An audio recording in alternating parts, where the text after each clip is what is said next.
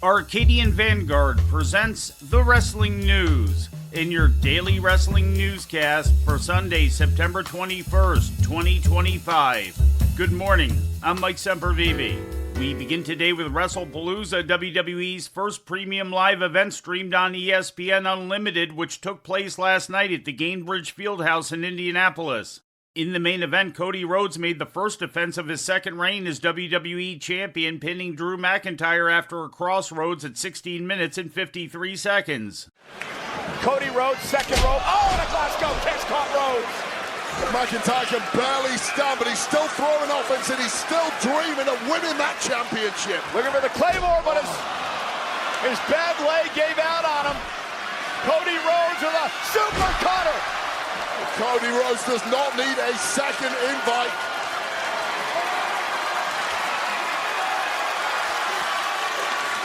Cody fired up. After the main broadcast ended, Rhodes was confronted by World Heavyweight Champion Seth Rollins. The opening match saw Brock Lesnar quickly defeat John Cena in 8 minutes and 48 seconds after catching him with the F5.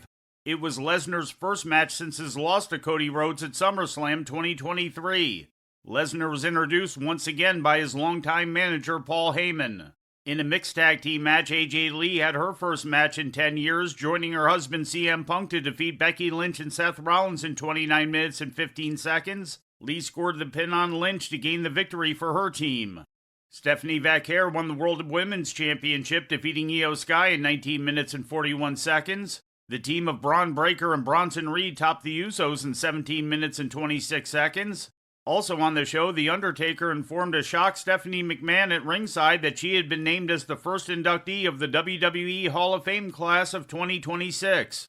Because it is my esteemed honor to be able to induct you as the first member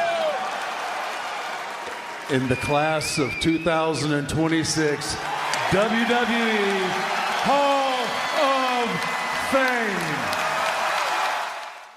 All Elite Wrestling presented its All Out pay-per-view yesterday from the Scotiabank Center in Toronto.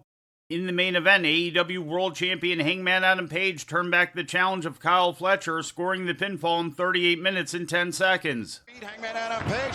Boom! Shot! Lariat! 1, 2, 3!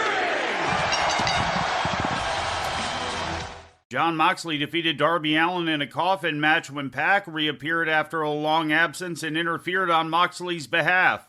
Later in the show, Allin escaped the coffin, put Moxley into a body bag, and set it on fire. Chris Statlander pinned Toni Storm to win the AEW Women's World title in a four-way match, which also included Jamie Hayter and Tekla. The seatbelt ends the reign of timeless Toni Storm as AEW Women's World Champion. And now begins the reign of Chris Statlander. And Toni Storm is stunned. In other title matches, AEW World Tag Team Champions Bandito and Brody King retained in a four-way ladder match over the Young Bucks, Heshacero and Josh Alexander, and Kevin Knight and Mike Bailey. Following the match, the reunited team of Jack Perry and Luchasaurus came down to the ring and attacked the Bucks. AEW Unified Champion Kazuchika Okada retained his title by pinning Mascara Dorada in a three-way match, which also included Konosuke Takeshita. And Mercedes Moné made her 21st defense of the TBS title, defeating Riho. Other results saw Mark Briscoe defeat MJF by pinfall in a tables and tacks match. Let's see if he can hit it here. And now Jay Briscoe's finisher, then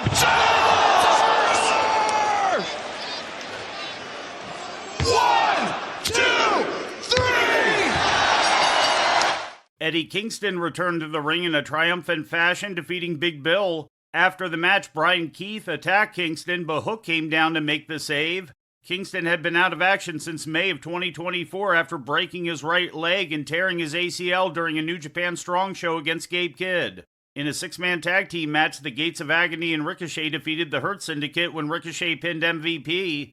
And in the opener, Adam Copeland and Christian Cage defeated FTR, which included Copeland's wife Beth making her AEW debut, to offset interference from Stokely Hathaway. Would you look at this? Beth Copeland! And the Spanish The match marked the first time Copeland and Cage had teamed up in Toronto since June of 2001. Prior to the pay-per-view, AEW aired a live edition of Collision on TNT. Results saw Powerhouse Hobbs and Samoa Joe defeat Anthony Henry and JD Drake. Daniel Garcia beat Katsuyori Shibata. Hologram Kyle O'Reilly and Roderick Strong topped the Frat House. And in an 8-woman tag team tornado tailgate brawl, Harley Cameron, Mina Shirakawa, Queen Amanada, and Willow Nightingale defeated Megan Bayne, Penelope Ford, Julia Hart, and Sky Blue. And before we leave you today, we'd like to remind you that however you consume your content, you can find the wrestling news 24 hours a day and 7 days a week across social media. On Twitter, follow us at Wrestling News AV. Our Facebook page is also Wrestling News AV. The Wrestling News can also be found on the Arcadian Vanguard YouTube page. And for those who utilize Amazon Echo devices, just tell Alexa to play the Wrestling News podcast. And remember to make sure you add podcast at the end. Once again, for daily updates, breaking news, and more, follow the Wrestling News across social media. And that's the news for today. If anything happens, we will be here to tell you about it. No clickbait, no paywall, just the Wrestling News. The Wrestling News is a division of Arcadian Vanguard, and the Wrestling Newscast is a production of the Arcadian Vanguard Podcast Network.